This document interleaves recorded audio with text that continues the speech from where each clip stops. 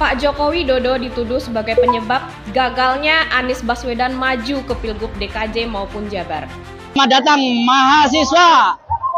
Satu Indonesia diperkosa oleh satu keluarga. Kawal terus perjuangan. Lagi sama Mas Gibran yang ngasih gelar Jokowi memalukan.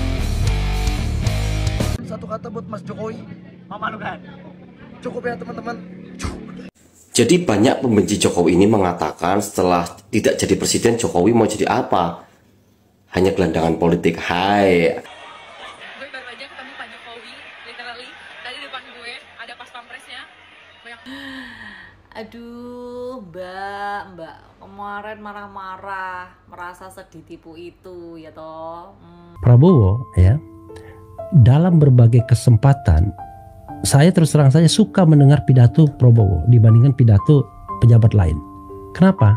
Karena Prabowo tidak pandai menyembunyikan apa yang dia pikirkan, apa yang dalam di hati dan otaknya. Pejabat lain bisa menyembunyikan itu. Pak Joko Widodo dituduh sebagai penyebab gagalnya Anies Baswedan maju ke Pilgub DKJ maupun Jabar. Dikutip dari pernyataan pihak PDIP Jawa Barat, yang menyebabkan Anies gagal mencalonkan diri di Pilgub Jabar maupun DKJ adalah Mulyono alias Pak Jokowi.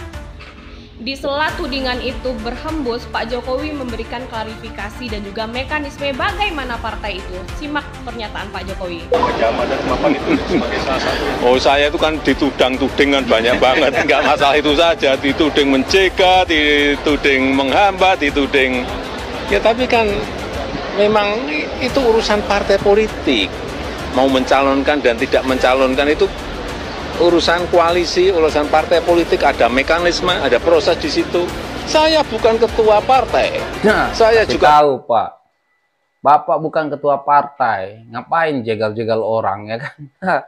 Ya urusan partai lah ya, mau ngusung siapa ke. Masa PDIP juga mau disetir Pak Jokowi, kan nggak mungkin juga, ya kan? Aduh, memang itulah ya. Asumsi, narasi bodoh oleh anak-anak abah lah ya kan. Bukan pemilik partai supaya tahu semuanya. Apa urusannya? Ya. Nah ya guys ya, buat anak-anak abah semua, tolong hargai proses. Segala sesuatu tuh ada aturannya. Jangan kamu menuduh orang menabrak-nabrak aturan, tapi kamu sendiri pengen menabrak aturan yang sudah ada. Seperti yang diterangkan Pak Jokowi, dalam sebuah partai itu memang ada proses-proses dan mekanismenya. Iya. Kalau nggak mau jadi kader partai, bangun partai sendiri.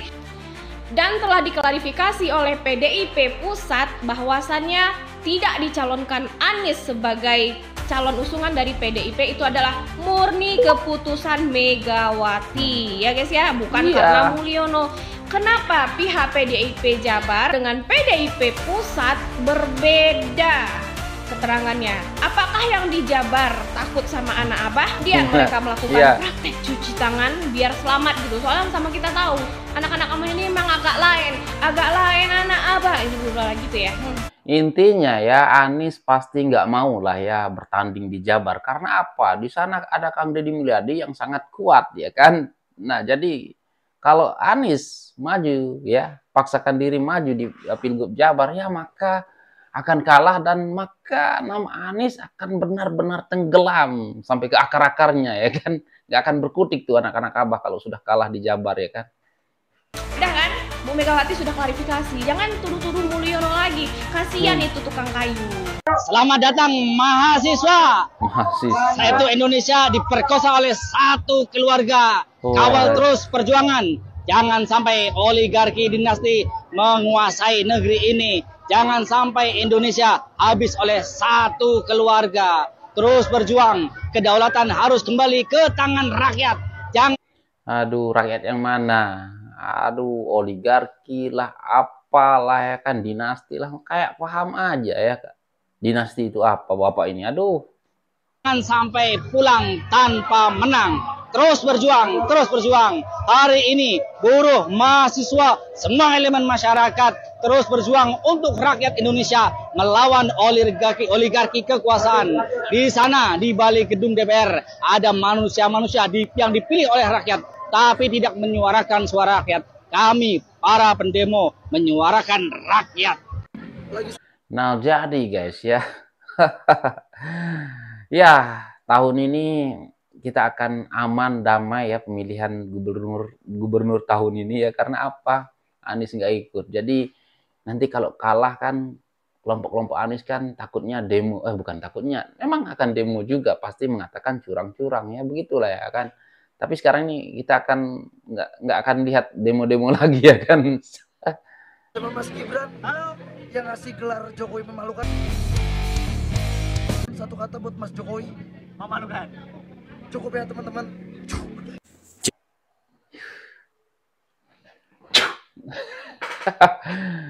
Aduh, kalau deket aku pula yang aduh geram aku ya guys. Memang bangsat lah ya mereka-mereka yang ngatain Pak Jokowi itu. Jadi banyak pembenci Jokowi ini mengatakan setelah tidak jadi presiden Jokowi mau jadi apa? Hanya gelandangan politik. Hai. Menurut saya itu hanya khayalan kalian saja. Harus diingat ya, masanya Jokowi, pendukungnya Jokowi itu lebih besar daripada masa partai Anda. Iya. Ya, tidak ada apa-apanya. Bahkan ya, setelah Jokowi tidak menjadi presiden pun nama beliau akan tetap harum.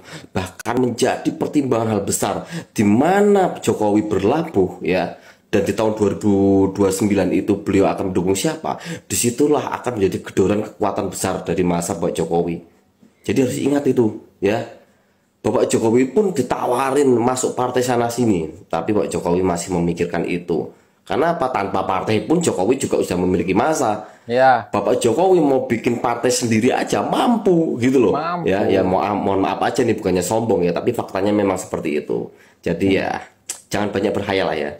Iya. Waduh. Kalian tahu ini siapa? Tebak ini siapa sebentar ini? Ini siapa? Esther ya. Tadi depan gue ada pas pampresnya, banyak banget. Pak Jokowi baik banget lagi. Aduh, Mbak. Aduh. Kemarin marah-marah, merasa sedih tipu itu ya toh. Ini lupa sama videonya yang ini. Video yang kamu posting di 24 Maret 2024 yo. Which is itu udah pilpres loh yo Mbak yo. Ya. Kamu kemarin tuh nggak masalahin Gibran sama sekali kok. Kemarin kamu marah-marah loh masalahin Kaisang. Rodo aneh lu, aneh banget lu. Ayo, kenapa sih kok tiba-tiba? Ya, diduga cair juga ya kan kayaknya. Kok tiba-tiba ya? Tiba-tiba kok kayak gitu tuh ada apa yo? Terus kenapa toh videonya sekarang udah di take down itu kenapa? Ada apa? Lo kok sekarang pada diem-diem aja itu kenapa tuh sebenarnya? Langsung sepi ya. Ayo ada apa yuk? Langsung senyap. Prabowo ya, dalam berbagai kesempatan saya terus terang saja suka mendengar pidato Prabowo dibandingkan pidato pejabat lain. Kenapa? Karena Prabowo tidak pandai menyembunyikan apa yang dia pikirkan, apa yang dalam di hati dan otaknya. Pejabat lain bisa menyembunyikan itu dengan basa-basi dan lain sebagainya. Prabowo enggak, direct dia. Dia kalau marah-marah. Iya, direct dia. Jadi kita tahu apa yang dia pikirkan. Nah, tapi jadi pertanyaan aku guys, mungkin teman-teman yang lain, tapi kenapa Refly Harun kemarin dukung Anies yang si tukang hibur? Katanya di sini mengakui Pak Prabowo, apa yang dikatakan Pak Prabowo, pidato Pak Prabowo itu ya direct ya kan, nggak ada yang disembunyi-sembunyikan. Tapi di sisi lain mendukung Anies ya kan ataukah mungkin ini ya ingin memuji-muji Pak Prabowo supaya nanti ya dibaik-baiki Pak Prabowo, kita nggak tahu ya, karena kenyataannya lain ya guys, berbeda. Aduh, di sini memuji-muji Pak Prabowo, aduh kemarin dukung Anies ya yang tukang ngibul, katanya suka dengan pidatonya Pak Prabowo. Ketika di Qatar dia bicara tentang pemberantasan korupsi, di PAN dia bilang pemberantasan korupsi, di Nasdem dia bilang pemberantasan korupsi. Itu 3 pidato yang saya lihat dia bicara itu. Karena bagi saya memang Indonesia nggak akan pernah maju kalau pemberantasan korupsinya nggak dilakukan. Prabowo selalu bicara tentang ketidakadilan termasuk penguasaan sumber daya alam. Nah, itulah Pak Refli Harun. Kan Pak Refli Harun ini kan suka demo, ngajak-ngajak massa, ya kan. Untuk perampasan aset korupsi itu undang-undang itu harus, ya Refli Harun gerakkan massa lah. Barulah kita acungkan jempol untuk Refli Harun, ya kan. Masa sekarang suka dengan pemberantasan korupsi, tapi yang sudah ada, yang sudah diajukan Pak Jokowi nggak mau itu ikut demo, ya kan, turun demo. Ini masalah jasa palsu, ya dikerahkan massa, masalah apa lagi? Aduh, banyak lah ya. Oleh segelintir orang yang kadang-kadang uangnya dia dilarikan ke luar negeri, capital flight. Dia bicara itu terus sebagai sebuah kekesalan dia, karena dia tahu betul sebagai pengusaha, dia tahu betul. Mudah-mudahan itu dia wujudkan pasal 33. Bumi, air, dan kekayaan alam yang terkandung di dalamnya dikuasai negara dan digunakan sebesar-besarnya untuk kemakmuran rakyat. Nah, kan Pak Jokowi juga sudah memulai itu. Ya, Pak Jokowi sudah mulai itu, Pak Refli Harun kok baru sadar, ya kan? Nah, itu yang akan dilanjutkan Pak Prabowo. Tapi kenapa selalu membenci ataupun menjelek-jelekkan Pak Jokowi? Kok ini kayak agak lain, ya kan? Agak lain Refli Harun ketika Pak Prabowo sebentar lagi dilantik agak memuji-muji nih, ya kan? Akan menjadi penghalang beliau. Penghalang beliau adalah elit-elit yang tamak dan rakus serta korup. Ini godaan kekuasaan dimanapun. Padahal yang paling bahaya adalah dengan teman seiring Anda. Karena dia yang bisa mematuk Anda. Apa gunanya image misalnya disukai, dibenci rakyat? Itu kan citra saja. Politik pencitraan ala presiden sebelumnya nggak perlu digunakan lagi. Anda kan nggak penting pencitraan. Ngapain saya presiden butuh pencitraan? Yang saya butuh. Pak Prabowo bukan pencitraan, ya kan? Bukan mengambil hati Pak Jokowi. Tapi Pak Prabowo sudah masuk ke koalisinya Pak Jokowi. Jadi Pak Prabowo lebih tahu ya apa yang dilakukan Pak Jokowi ketimbang Anda, si Refli. Bukan adalah rakyat merasa sejahtera, ya kan? Dan itu real akhirnya. Aku nggak tahu lagi ya mau mengatakan apa tentang Refli Harun. Di sisi lain, sekarang ini mencoba untuk mengagumi Pak Prabowo. Apakah karena Pak Prabowo sebentar lagi akan dilantik? Atau mungkin ya yang kedua adalah apa? Coba kita dengar lagi. Misalnya tersandra. Partai mana yang tidak tersandra? Sebentar nih. Pengamat politik sama host TV One kolaborasi untuk menyudutkan Anies. Coba kita dengar. Per hari ini. Nah sebenarnya jawabannya kalau begitu Pak Anies harusnya nggak usah diusung Nasdem dong. Karena Nasdem tersandra dong. Tapi faktanya Pak Anies bisa maju dengan Nasdem kan? Berarti apakah Nasdem tersandra atau tidak? Lupa dengan masa lalu. Nah, itu yang saya bilang. Oh. Kalau itu tersandra, lupa dengan mestinya masa Bapak ini nggak bisa maju. Itu tarungnya nggak main-main. Itu pilpres. Buktinya Nasdem bilang sekali kapar belayar terkambang tetap maju ke Nasdem kan? Artinya itu Nasdem bukan partai atau ormas itu. Ya kan begitu logikanya. Tapi kalau pilkada kan kita tahu Bang berada di posisi mana. Ini nggak apple to apple katanya. Ya. PKS sudah ngasih jadwal, ya, kasih timeline kan, waktu kan. Cuma cari 4 kursi saja. Udah saya carikan 18 kursi. Terus dibilang PKS yang salah. Nah, kemudian ketika Nasdem sudah menjanjikan DPD-nya, termasuk PDIP, nah 2 partai ini kan juga Anies yang benar, partai ini yang salah karena tidak berhasil mendukung. Padahal saya sudah katakan dari awal bahwa penentu pilkada Jakarta ini adalah langitan yang ngurus, DPP. Nggak ada urusan DPD ini. Nah yang kedua adalah soal yang disampaikan Mbak Grace tadi menarik sebenarnya, jalur independen. Kenapa Anies begitu percaya diri akan diusung oleh Nasdem, PKS, dan PKB? 3 partai ini yang pengusung beliau yang inline dengan Pilpres. Nggak bisa. Partai ini, 3 partai ini tidak punya saham di dalam pemenangan Pak Prabowo Gibran. Sementara 3 partai ini, mohon maaf dalam bahasa saya ya, ayolah diajak kita ke koalisi Pak Prabowo. Itu ada kok statement dari Presiden PKS, ada dari Pak Surya Paloh, ada dari Caimin. Artinya kalau ingin masuk ke koalisi saya, Presiden kan tinggal bilang yang berkuasa ke depan, Anda mau masuk, tunggu dulu ada syaratnya. Kalau enggak saya evaluasi, saya koreksi. Nah, kalau misalnya ada intensitas arah Pak Prabowo enggak senang adanya, bukan enggak senang ya, enggak ada keinginan ada lampu yang lebih terang daripada dia, dan dianggap nanti Anies akan lebih terang lampunya daripada beliau, kan bisa redup juga Presiden. Harusnya Anies membaca ini dong dari awal ya? Ya itu sense of politik. Membaca itu, perjalanan politik Jokowi dengan Anies. Itu kan dipelajari oleh Prabowo. Yang ketiga adalah, selama kan kelihatan memang ketika ada berbeda, gagal, Nasdem salah, PKS salah, PKB salah, Pak Anies selalu benar. Ini kan partai politik, sesuai dengan undang-undang pemilu. Pemilu dan pilkada itu adalah gawennya partai politik. Itu undang-undang pilkada. Nah kalau kemudian Pak Anies hari ini gagal berlayar, itu tadi mungkin menurut saya terlalu kepedean percaya diri bahwa akan diusung oleh 3 partai. Sementara Anies juga ada statement mungkin dalam hati beliau, saya elektabilitasnya tinggi melangit dan menunggang popularitas. Siapa sih partai yang nggak mau ngusung saya? Artinya partai itu butuh saya, bukan saya butuh partai. Nah itu juga bahaya. Itu nggak mungkin bisa dibuktikan, tapi bisa dirasakan. Karena ketidaksiapan di jalur independen. Itulah complicatednya, bahwa beliau tidak akan menyangka serumit ini, Tapi tadi disampaikan juga oleh... Enggak. Kalau boleh aku tambahkan sedikit ya, menurut aku sendiri ya guys, kenapa partai-partai ogah mendukung Anies sebenarnya?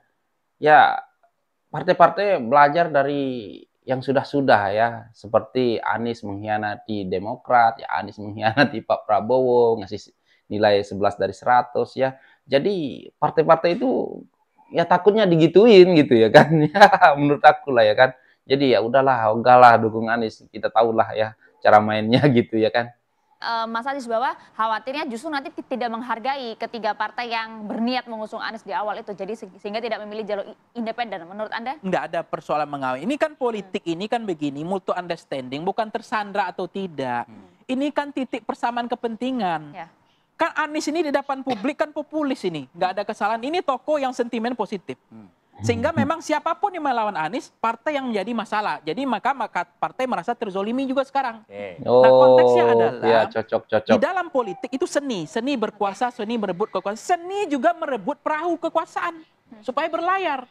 Nah kalau kemudian ada mutual understanding yang tidak temu, Anies langsung harusnya mencari mitigasi supaya Anies tidak hanya bicara tentang jeroan perut dia, tapi Anies selalu berkatakan bukan jeroan perut dia, tapi aspirasi rakyat. Iya. Tapi dalam politik, kita tidak bisa hanya bicara tentang isi perut kita. Bicara tentang mutual understanding, bagaimana saling menguntungkan. Cari titik persamaan kepentingan, itu seni dalam politik. Jangan kemudian partai seolah-olah terzolimi ini gitu. Nah tersandra ini partai mana yang tersandra? Kan gitu. Kalau misalnya Pak Anies kemarin itu sudah kurang, kan udah dibantu oleh MK. 7,5%, 20-25, kursi 25%. Udah 7,5% threshold. Kemudian dianggap juga bahwa tersandra udah dibantu dari 20 ke 7,5. Nah 7,5 juga nggak bisa. Artinya apa? Kesalahan itu ada sama siapa? Nggak siapa-siapa, sama rakyat mungkin. Bukan sama Anies, bukan sama partai. Inilah Menteri Jokowi yang mungkin bakal bertahan di kabinet Prabowo. Siapa itu, Bang? Oke, ini sebenarnya pernyataan dari Prabowo sendiri di acara Rapimnas Partai Gerindra tadi malam. Dia bilang, menteri-menteri pilihan Jokowi itu orang-orang hebat yang dia lihat selama 1 periode terakhir. Makanya dia berencana menarik sebagian menteri hebat itu ke dalam kabinet Prabowo Gibran mendatang. Nah, tentu Prabowo nggak nyebut nama siapa menteri yang dimaksud. Tapi kita bisa prediksi nih siapa saja menteri yang selama ini menonjol dan pantas untuk diangkat kembali di periode ke depan. Inilah nama-namanya. Pertama ada Erick Thohir. Sosok Menteri BUMN ini punya catatan positif selama menjabat dan juga kemampuan manajerial yang baik. Dia juga berhasil membawa transformasi di sektor BUMN. Selain itu Erick pun punya hubungan dekat sama Prabowo, bahkan dia juga terlibat dalam kampanye selama Pilpres kemarin. Karena inilah mungkin dia bakal dipertahankan di kabinet mendatang. Kedua ada Sri Mulyani Indrawati yang dikenal memiliki rekam jejak yang solid dalam mengelola ekonomi dan fiskal negara. Keahliannya dalam kebijakan ekonomi makro sangat dihargai baik di dalam maupun luar negeri. Jika Prabowo ingin menjaga stabilitas ekonomi dan melanjutkan kebijakan fiskal yang telah berjalan, ada kemungkinan Sri Mulyani akan tetap dipertahankan. Ketiga, ada Luhut Binsar Panjaitan yang kita kenal sebagai tokoh senior yang berpengaruh selama pemerintahan Jokowi dan memiliki hubungan baik dengan banyak pihak termasuk Prabowo. Meski Luhut sendiri udah bilang nggak mau jadi menteri lagi, tapi pengalaman dan jaringan luasnya di bidang investasi dan hubungan internasional mungkin bisa jadi alasan Prabowo mempertahankan dia di kabinetnya. Keempat, ada ada Basuki Hadi Mulyono, sosok Menteri PUPR yang sangat efektif dalam menjalankan proyek infrastruktur selama era Jokowi. Mengingat infrastruktur kemungkinan bakal tetap jadi salah satu prioritas, ada kemungkinan Prabowo akan mempertahankan Basuki untuk melanjutkan proyek-proyek strategis yang telah berjalan. Oh, begitu ya. Kalau menurut kalian siapa ya kira-kira? Ya, aku setuju lah ya. Aku setuju kalau Pak Prabowo ambil yang sudah disebutkan tadi. Saudara diharapkan oleh rakyat, ini menyala saudara harus menjadi pemimpin rakyat yang selalu berpihak kepada rakyatmu, selalu berpihak kepada rakyatmu. Jangan mau disokong, jangan mau dibeli, jangan mau berkhianat kepada rakyat Indonesia. Hei calon-calon bupati, ini asli nih, menyala nih teman-teman. Hei calon-calon wali kota, hei calon-calon gubernur, berpihak membela rakyat kita, membela rakyat kita. Kau nanti dipanggil yang Maha Kuasa. Kau berangkat mantap. Dengan tendang, kau berangkat dengan senyum karena kau membela orang miskin, kau membela orang menderita, kau membela rakyat kita, kau membela bangsa Indonesia.